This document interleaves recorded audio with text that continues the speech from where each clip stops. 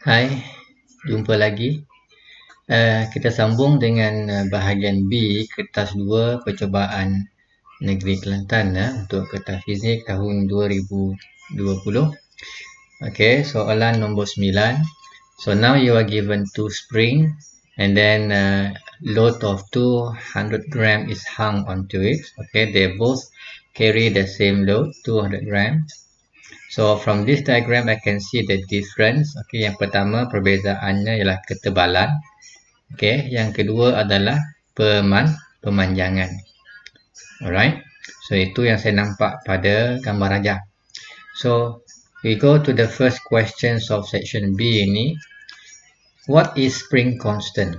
Okay, saya tahu dari rumus, I know that F equal to K X, di mana F ialah daya, K adalah pemalas spring ataupun spring constant, dan X adalah pemanjangan, the extension.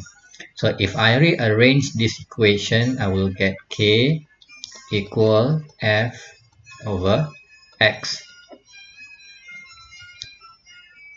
Alright, so how do I define my spring constant? Okay, now kalau nak guna formula, we can write that spring constant equal to force divided by extension. But if you write this, kalau guna simbol ini untuk jawab soalan ini, then you might not be able to get any mark for it, right? So, nak tulis dalam bentuk formula, gunalah nama yang penuh lah. Okay, macam ini, spring constant sama dengan force bahagikan dengan extension. Okay, dalam bentuk ayatnya pula, we can write it dalam bentuk ini. Spring constant is force needed to produce a unit extension.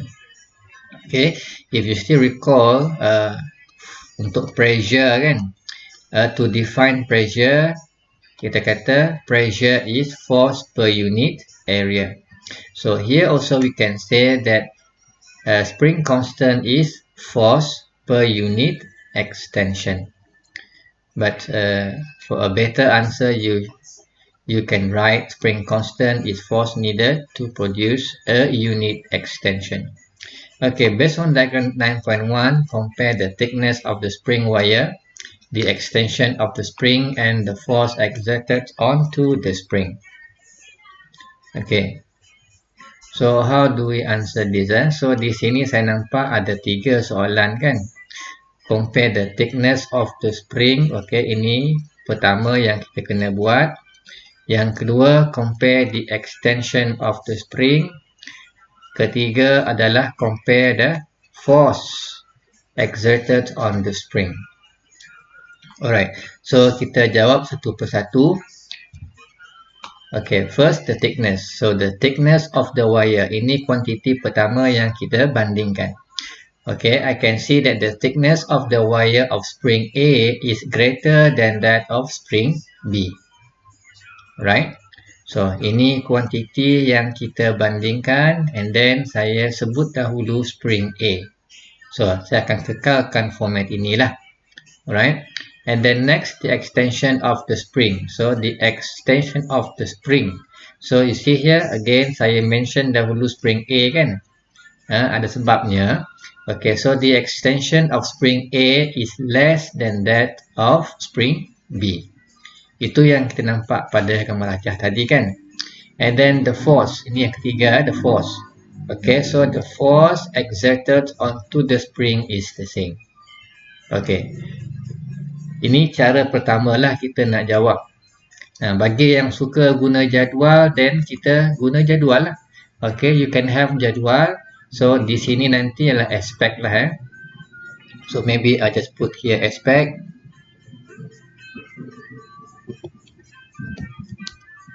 Yang kita nak uji lah. Alright. So, aspect and then spring A and spring B.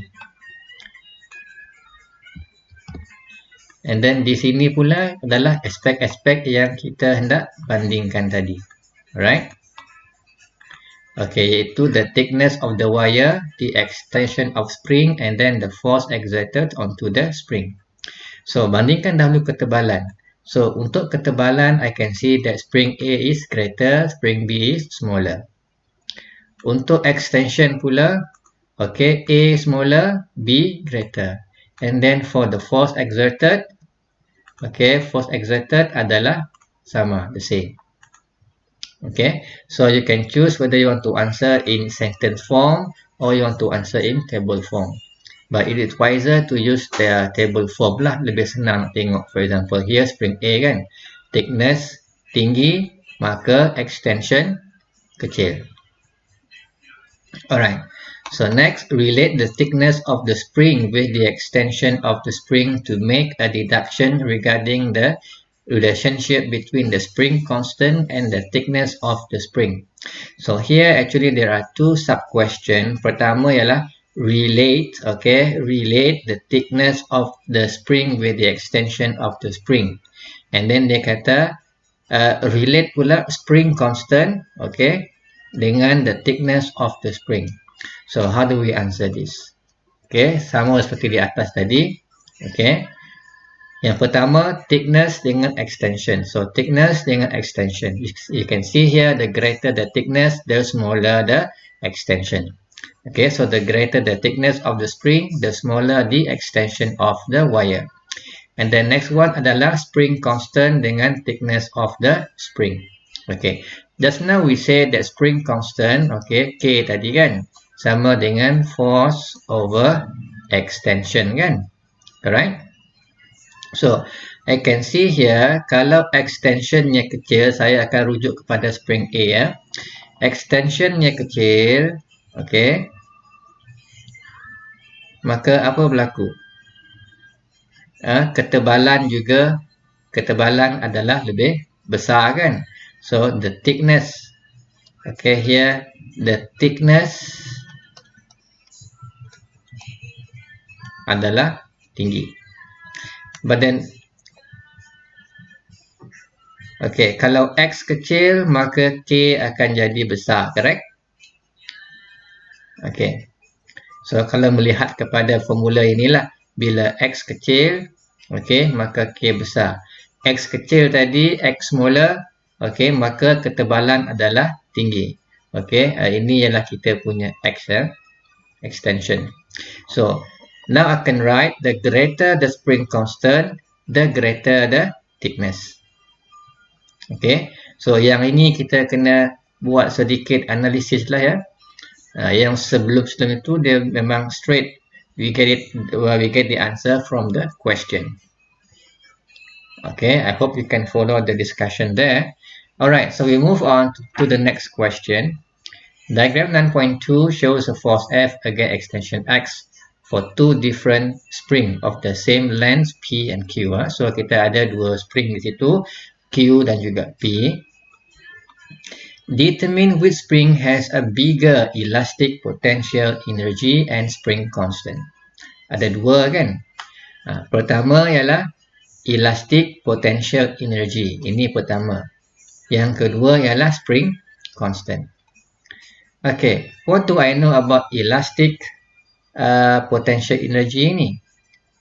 Dia sama dengan luas di bawah graf, correct? Okay, so if I look di sini, kalau spring P, luas di bawah grafnya hanya besar ini saja. Ini untuk spring P. Okay, tapi untuk Q dia lagi besar. Dia lebih besar, jauh besar berbanding dengan spring P. Alright. And then spring constant tadi ialah force over X kan? Okay. K sama dengan force over X. So ini sebenarnya lah kita punya gradient of the graph. F bahagikan dengan X. Alright. So I can see that yang Q ini gradient lebih besar kan, sebab dia lebih condong. Yang ini dia kurang sedikit kecondongannya. Jadi KP ini lebih kecil. Okay, so let's see the answer. Okay, so dia minta yang manakah mempunyai elastic potential energy and spring constant yang lebih besar. So the answer will be spring Q. Okay, So ini tadi ialah luas di bawah graf. Okay, area under the graph.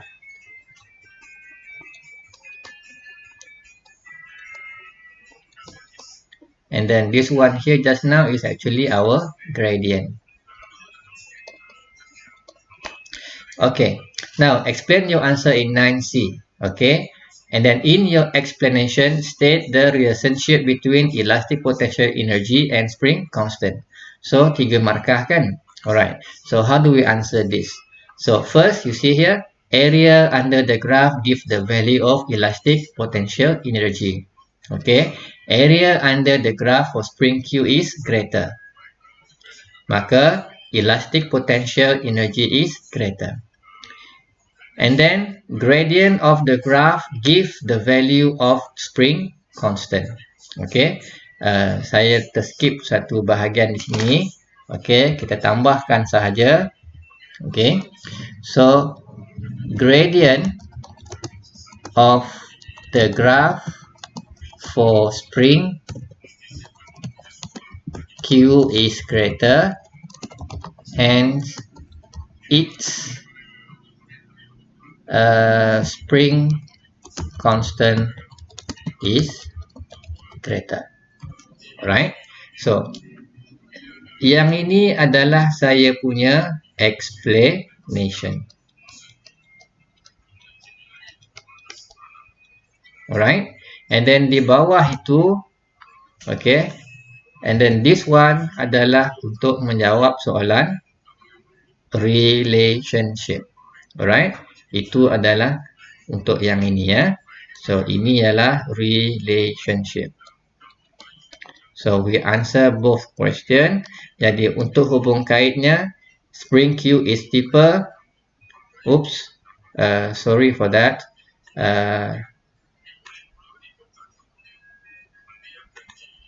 Ini masih lagi kita punya explanation. Rupa-rupanya saya dah ada tulis di atas itu. So, apa hubung kait di antara elastic potential energy dengan spring constant? Okay, so tadi Q kan? Q, okay, untuk Q tadi kita punya elastic potential energy-nya tinggi, maka kita punya spring constant juga tinggi, correct? Okay, so how do we write the hubung kait?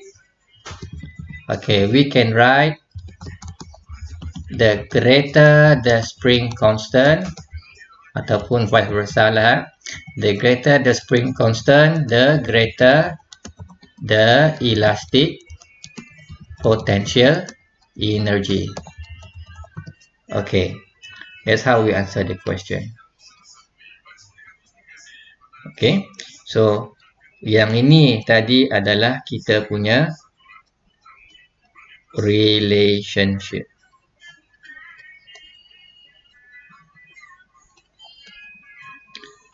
Okay, so yang ini kita boleh delete lah sebab kita dah sebut di atas itu.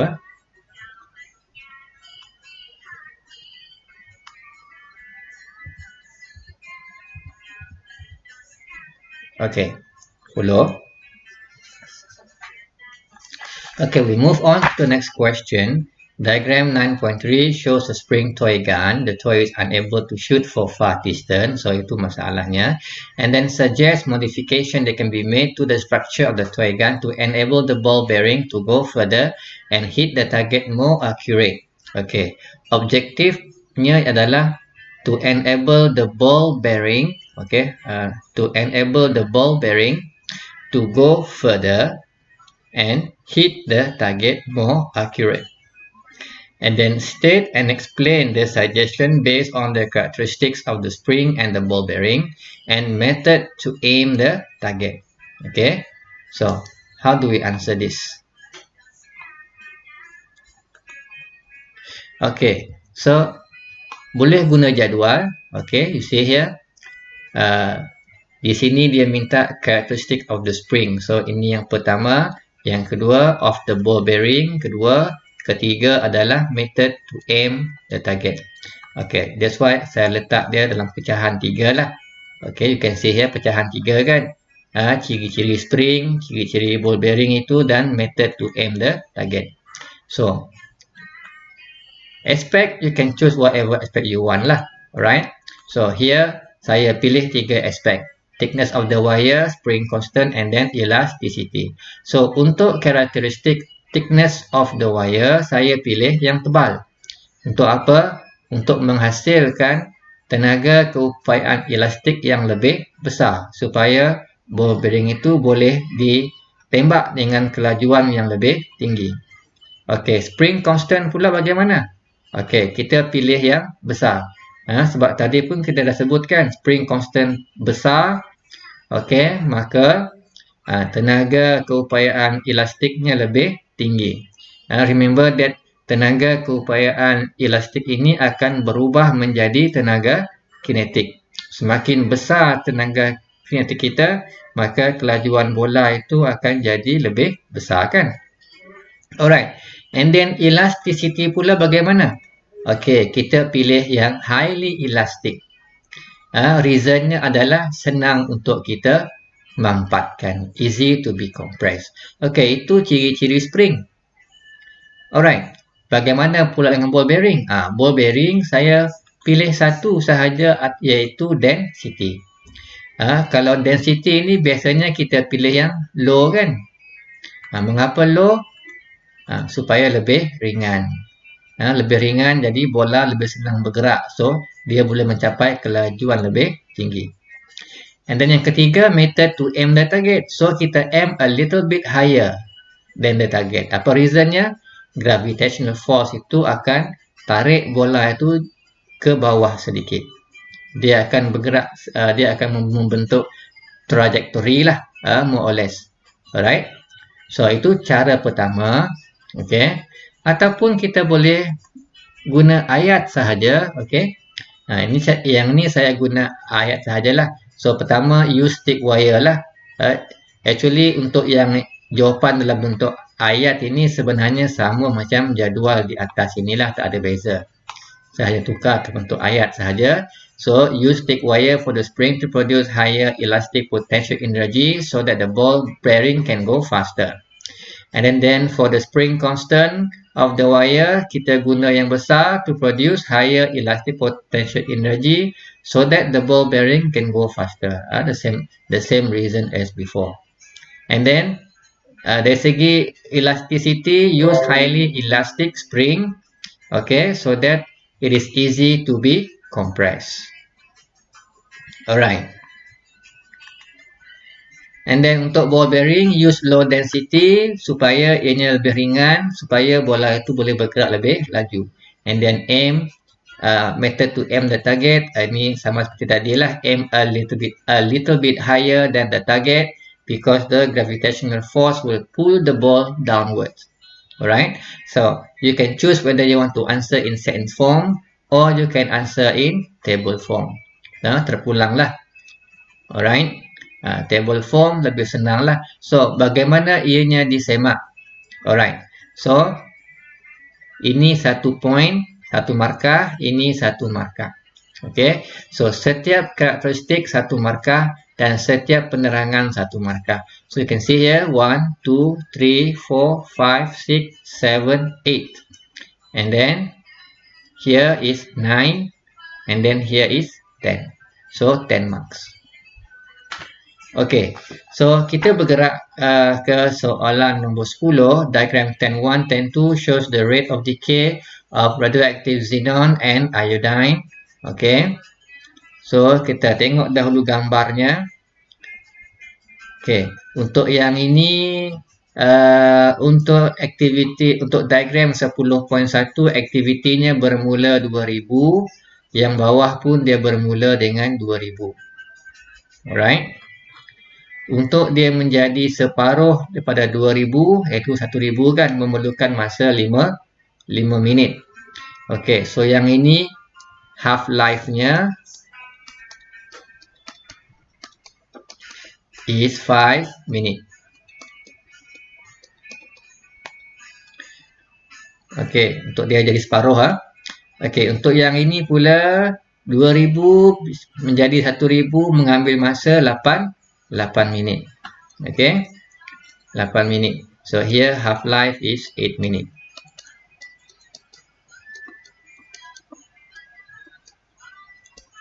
So bermaksud diagram 10.2 mengambil masa yang lebih lama untuk aktivitinya menjadi separuh. Okay, let's go to the question. What is the meaning of radioactive decay? Apa maksud perebutan radioaktif? So, it's a process where an unstable nucleus becomes stable by emitting radioactive rays. Alright? So, itu maksudnya perebutan radioaktif.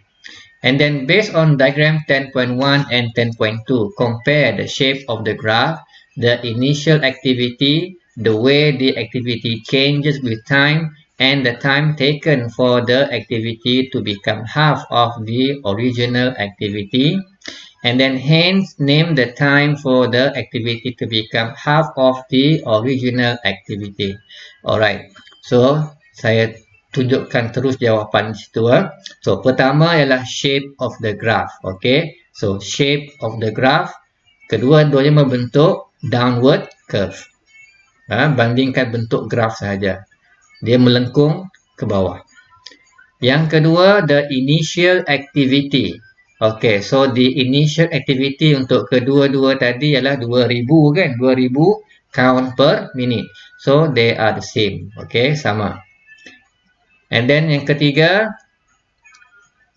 the way the activity changes with time. So the activity decreases with time kan? Untuk kedua graf, aktiviti itu berkurang dengan masa. Semakin lama, aktiviti semakin berkurang.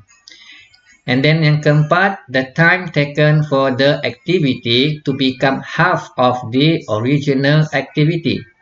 So I can see that dalam 10.1 tadi, dia mengambil masa 5 minit. Diagram 10.2 mengambil masa 8 minit. Jadi 10.1 dia menjadi separuh lebih cepat. Okay, so the time for the activity to become half of the original activity is faster in diagram 10.1 than that in diagram 10.2. Okay, and then lastly, ini adalah bahagian yang kelima. Dia minta kita namakan masa itu. Apakah istilah yang digunakan? So, istilahnya adalah half life. Alright. Okay, so we move on to the next one. Based on the characteristics of alpha particles, explain why an isotope that emits alpha particles is not suitable to be used as a tracer in medicines. Okay, what do I know about these alpha particles? Okay, alpha particles sebenarnya adalah nukleus helium. Okay, bukan helium tapi dia adalah nukleus helium. So, apa ada dalam nukleus? Proton dan juga neutron. So, we do know that proton dan juga neutron ni merupakan partikel yang lebih berat berbanding dengan elektron. Okay.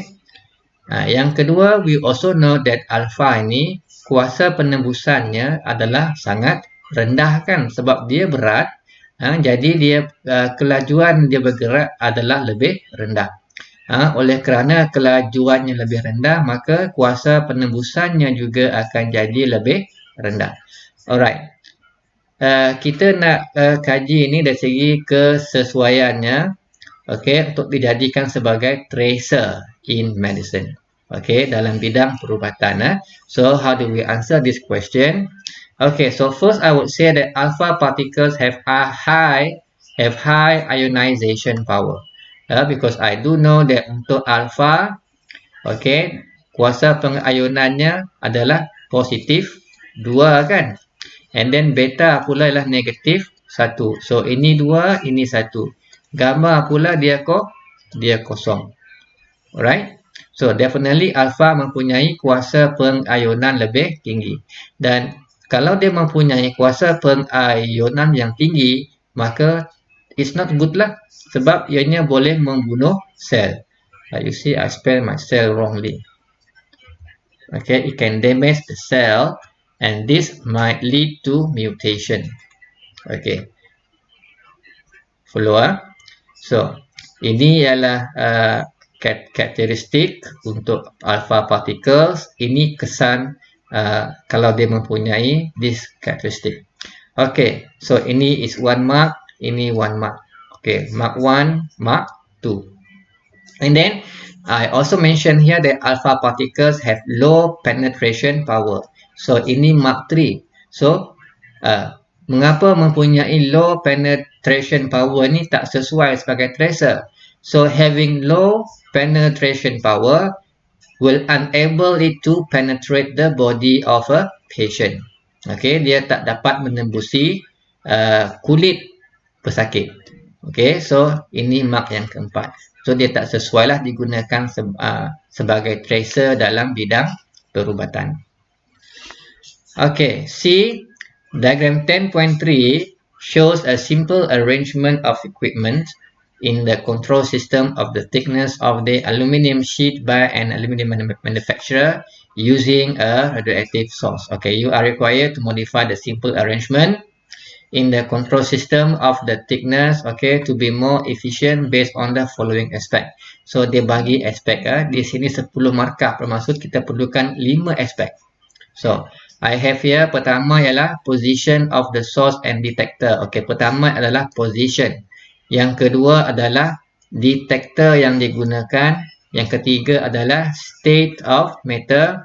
Yang keempat, type. Okay, ini type of the radioactive radiation. And then yang kelima, we can write the characteristic of the radioactive radiation. Alright, so again here I am using table. Alright, so lihat dahulu apa aspek yang saya letak. Now you see here, saya ikut saja soalan 1, 2, 3, 4, 5. Follow my numbering just now. Okay, now kita pergi kepada the position of the source and detector. Alright, so ini sebenarnya senang. So source dengan detector mestilah facing each other. Alright. Okay, maksudnya adalah kalau ini sheet of the aluminium, then I can put my source di sini. Okay, source of radioactive, and then di bawah sini saya letak saya punya detector. Okay, ini adalah facing each other lah. Alright. Yang kedua, detector use, alat pengesan yang digunakan. Kita ada banyak alat pengesan kan, dan yang glamournya adalah tube GM. Okay, so tube GM, alasan guna tube GM adalah it can detect radioactive ray from the source. And then the state of matter of the source. State of matter, kita cuma ada 3 state kan, iaitu liquid, solid and gas. So untuk yang ini, definitely kita akan pakai yang solid kan. Sebab apa? Senang untuk dikendalikan. Kalau pakai liquid pula, takut dia tumpah. Right? And then type of radioactive radiation. Type of radioactive radiation. Kita cuma ada 3 pilihan saja, alpha, beta dan gamma. So which one? Okay, so kenalah pilih yang boleh menembusi aluminium. Correct? Okay, so yang mana satu boleh menembusi aluminium? Okay, so gamma lah. Sebab alpha tak lepas. Alpha dia tak boleh tembus pun kertas. Okey, kalau beta, kalau guna beta dia tembus kertas tetapi dia tak tembus aluminium. Gamma ini yang paling tinggi kuasa penembusannya. So we choose gamma lah. Alasannya adalah ianya boleh menembusi aluminium sheet. Okay, and then the characteristics of the radioactive radiation. Alright. So how do we answer this? Kita ini sebenarnya boleh pilih apa-apa lah. Like in this case, saya pilih yang half-life-nya panjang. Mengapa saya nak pilih yang panjang half-life-nya? Supaya boleh guna untuk jangka masa yang lama. Okay. In the long run, dari segi cost-nya, ianya adalah lebih murah lah. Okay. So setiap satu ini ialah 1 markah. Selection 1 mark, explanation 1 mark. So 1, 2, 3, 4, 5, 6, 7, 8, 9, 10. So 10 marks all together. Okay. kita teruskan dengan bahagian C. Okay, soalan nombor 11. So you are given water spurting out from a container at different depth and pressure. So kalau kalau P dia akan memancut sejauh ini. Okay, kalau Q lebih jauh. So saya tahu Q lebih dalam, pancutan lebih jauh. P kurang dalam, pancutannya pula adalah lebih dekat. Alright, so itu yang saya nampak pada gambar. Okay, apa maksud pressure? Ini kita dah pun sebut tadi kan. Pressure adalah normal force per unit area. It comes from the formula P equals F over A. Whereby F dengan A ianya mestilah berserenjang. Okay, it must be perpendicular. Kalau ianya condong, so kita kena cari daya yang berserenjang dengan surface area in contact. Okay, now explain why the horizontal distance of water spurting D from position P and Q as shown above. Okay, dia minta kita terangkanlah mengapa jaraknya macam ini. Alright, so how do we answer this? Okay, so from the formula P equal to rho GH, pressure of water is directly proportional dengan depth of water. Remember, the depth of water is measured from the surface of the water up to the point of interest. Alright, so P dengan H. Okay, jadi hubungannya adalah directly proportional. Okay, Q is located at deeper depth. Okay, so H lebih tinggi. Maka the pressure of water at Q adalah lebih tinggi lah. Okay, dia follow kan. H tinggi maka P tinggi. So the water will spurt out with greater velocity at Q, giving rise to longer spurt distance. Okay, that's how we answer the question. Okay, we move on. Ini soalan pengiraan. Diagram 11.2 shows the process of supplying water from water tank on the hill to a water tank R. Okay, daripada atas bukit pergi ke tangki R ini on a tall building, and you are given also the density of water is 1000 kg per cubic meter. Alright, so we want to find the pressure at R. Okay, tekanan pada titik R ini. Okay, so I do know that P equals to rho GH. So titik R berada di sini, ini ialah R kita. Okay, R ini ketinggiannya 20, and then sumber pula daripada bawah ni sampai ke atas. Okay, ketinggiannya adalah 40 kan. From here to here is 40 meter.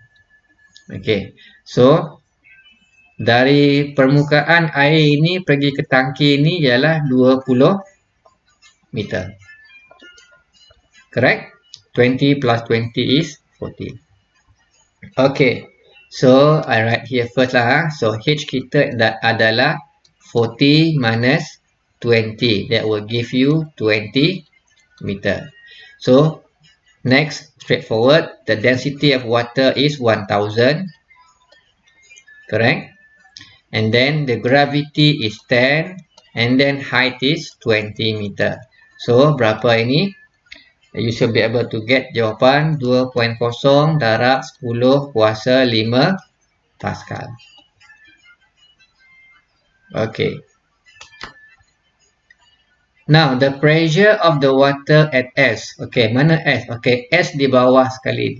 Okay, di bawah sekali. So bermaksud jarak S, jarak vertikalnya pergi ke permukaan air ini adalah 40 meter. Alright, so here P equals rho GH also. Density of water is 1000. Okay, multiplied by gravity is 10, multiplied by the height or the depth is 40 meter. Okay, so kirakan you should be able to get 4.0 times 10 to the power of 5 Pascal. Okay, senang kan? Alright. D. Diagram 11.3 shows a hydroelectric dam. Okay, and then you are given the table here also. So ada 4 pilihan. Okay, used to rotate the turbine to generate electricity. Okay, kita tengok dahulu. You are assigned to study the characteristic of the dam that is safe. Okay, that is safe. Explain the suitability of the characteristics and determine the most suitable dam. Give reason for your choice. Okay, so ini adalah objektif pemilihan dia. Ini kena ambil kira lah, safe. So, 4 pilihan. So, aspek yang kita hendak kaji yang pertama ialah height of retaining wall, and then type of material of the wall, and then the thickness of the wall at the bottom, and then fourth is the shape of the wall. So, ada 4 perkara yang kita nak buat perbandingan, nak tengok yang mana satukah yang akan jadi pilihan kita. So, how do we answer this? Alright, so again, you can see here my table sama macam tadi lah. Aspect, selection ataupun karakteristik yang dipilih, and then explanation ataupun reason. So here aspeknya. Okay, you can see that saya ikut urutan yang seperti dalam jadual ini. Alright, 4 perkara itu: height of the retaining wall, the type of material of the wall, the thickness of the wall at the bottom, and the shape of the wall. Okay, so we go to the first aspect, the height of the retaining wall. So, ketinggian benteng itu macam mana? Okey, saya ambil yang high. Mengapa ambil yang high? Supaya kedalaman air akan jadi lebih tinggi. Supaya tekanan akan jadi lebih besar. Alright. And then, material of the wall. So, ini bagaimana pula? Material saya pilih concrete lah. Okey. Ataupun you can say here, strong material. Okey. Mengapa nak pilih yang strong material? Ia boleh tahan kepada daya dan tekanan yang tinggi. Can withstand high force and pressure. The thickness of the wall at the bottom. Okay, saya tahu di bahagian bawah dia adalah yang paling dalam kan? So, kalau dalam, pressure dia akan jadi besar. Kalau pressure besar, kalau dinding tak kukuh, definitely dinding itu akan runtuh. So, untuk ketebalan dinding itu saya pilih yang besar lah di bahagian bawah. Alasannya can withstand high force and pressure. Sama seperti bila saya memberi penerangan untuk type of material of the wall. And then shape of the wall, shape. Okay, saya pilih curve with uneven surface. Okay, alasannya adalah reduce the energy of the reflected wave. Okay, now where do I get this thing from? High, concrete, big, curve. Okay, ini sebenarnya daripada jadual. Okay, see here. Height of the retaining wall. Kita ada 2 pilihan. Low and high. So, yang mana kita pilih? Kita pilih yang high.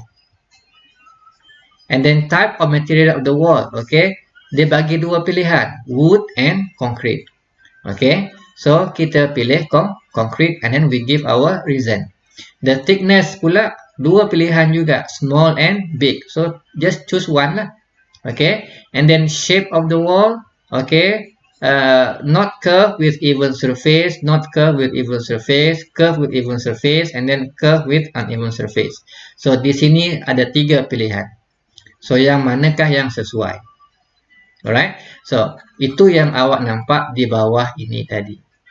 Okay, yang high, concrete, big, and curve with uneven surface. Pilih daripada jadual.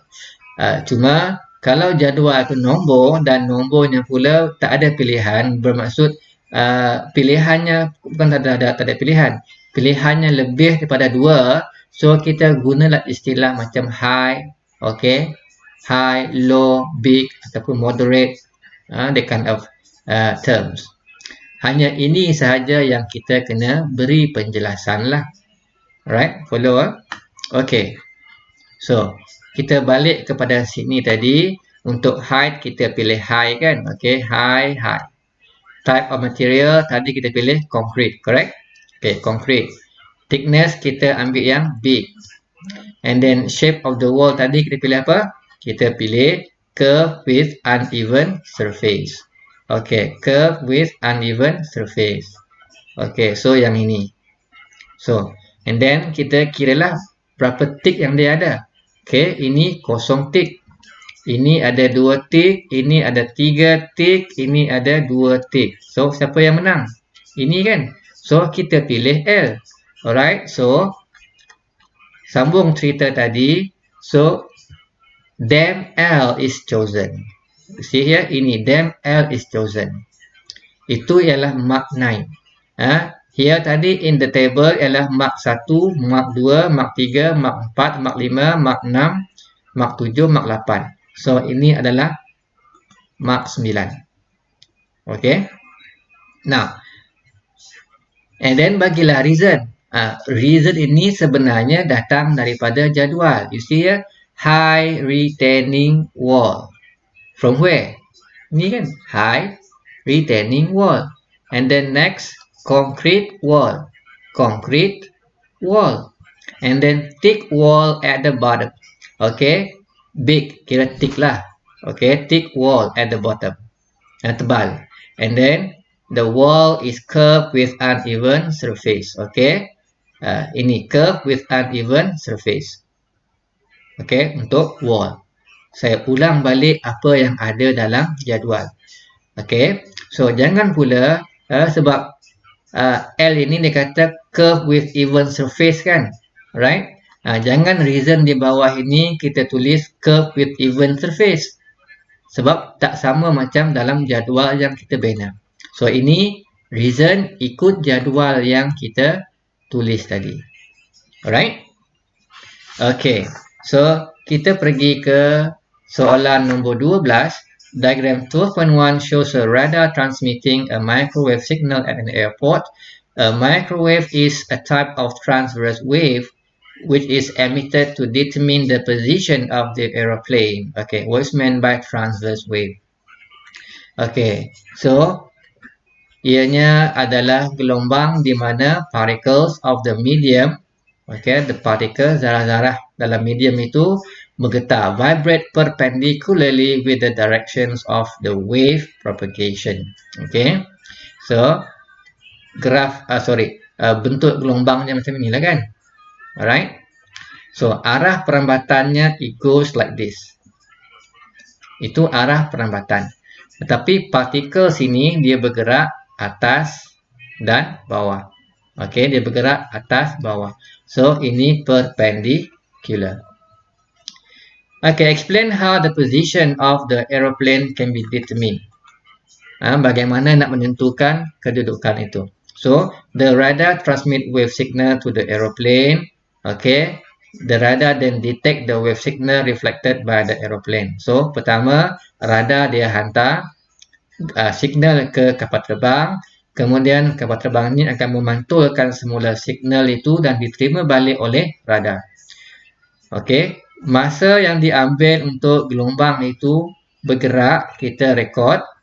Kemudian jarak daripada kapal terbang, kita guna formula ini untuk kira.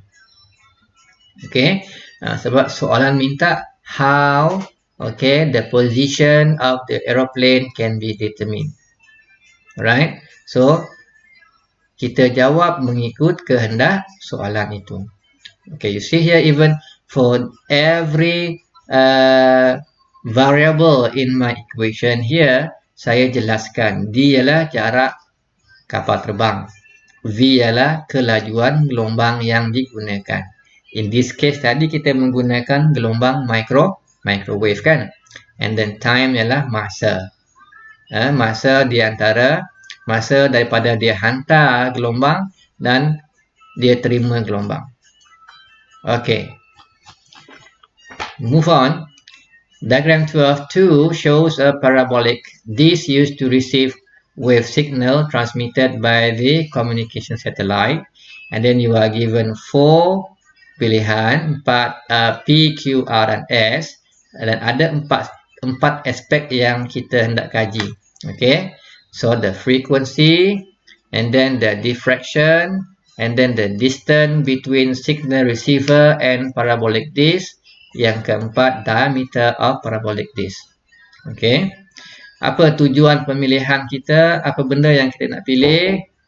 Okay, so here you can see here, based on table 12.1, state the suitable characteristic of the parabolic disc, give one reason for the suitability of each characteristics, and determine the most suitable parabolic disc. Okay, a very general statement there. Alright, so how do we answer this? Okay, again, kita akan guna jadual. See here, aspect, selection, and explanation. So, aspect ini ambil dari jadual tadi. Ikut urutan dalam jadual.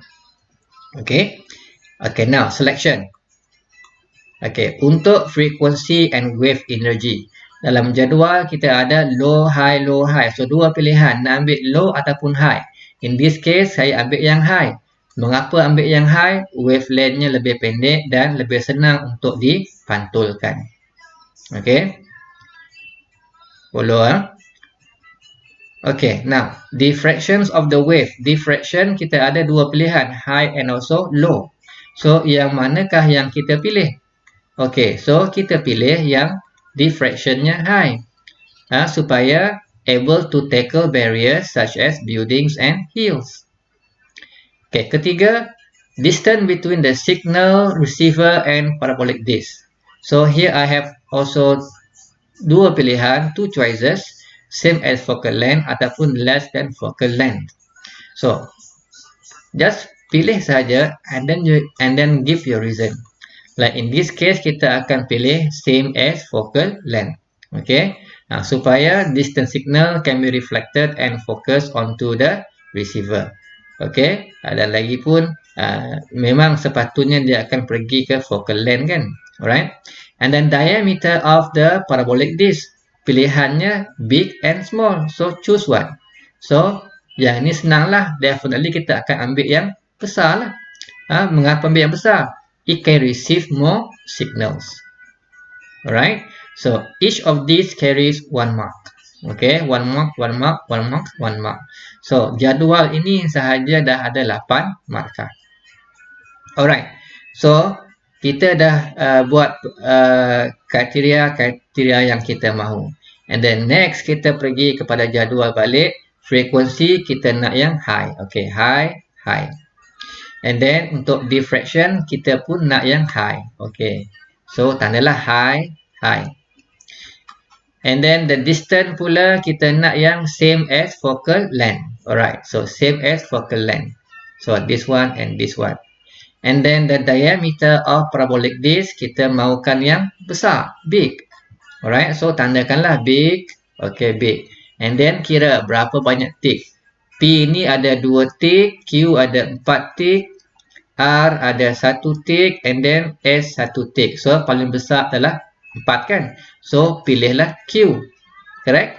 So, sambung yang bawah tadi. Yang mana yang kita pilih? Okay. Kita pilih parabolic disc Q. Mengapa pilih Q? Sebab ianya mempunyai high frequency and wave energy. Okay. High frequency and wave energy. And then high diffractions of wave. Okay. See here? High. And then ini pula ialah the distance between signal receiver and parabolic disc adalah same as focal length. Okay, it's the same as the focal length. Yang keempat, diameter of the parabolic disc big. Okay, big diameter of parabolic disc. So ini 1 mark and then reason 1 mark. So ingat reason ikut yang awak letak dalam jadual itu. Alright. Okay, I hope you can follow the discussion there. Okay, so kita sambung. A dolphin emits an ultrasonic wave with speed 1500 meter per second to a shoal of fish if the frequency of the ultrasonic wave is 120 kHz. Calculate. Okay, daripada soalan, maklumat yang diberi adalah kelajuan. Okay, V equal to 1500. 1500 meter per second. And then the frequency is also given 120 kHz. Okay, ini bersamaan dengan 1.2 darab 10 kuasa 5 Hz. Okay, so we want to find what is the wavelength of the ultrasonic wave in water. So formula V equals F lambda. So gantikan saja. V is 1500 and then F is 1.2 times 10 to the power of 5 multiplied by lambda. So you calculate lambda, you should be able to get 0.0125 meter. That is your lambda. Right? Okay. Okay, next. The distance between the dolphin and the shoal of fish when the echo returns after 50 milliseconds. Okay, you see the word here, returns. Okay, so bermaksud saya akan guna formula V. Kalau yang biasanya V equal to D over T kan. Ini formula yang kita belajar kan. Kelajuan sama dengan jarak bahagikan dengan masa. Tapi jarak itu adalah jarak daripada daripada dolphin pergi ke fish, and then fish pergi ke dolphin. Jadi jaraknya 2 kali ganda lah.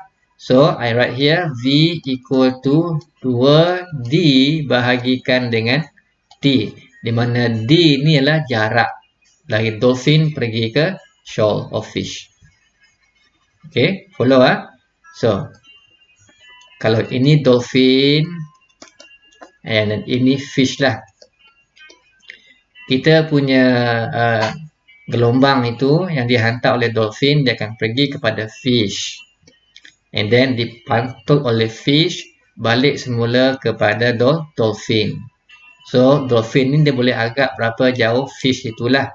Ya, so, jadi gelombang dihantar bergerak D and then kembali D. So jumlah jarak yang dilaluinya adalah 2D itu. Okay.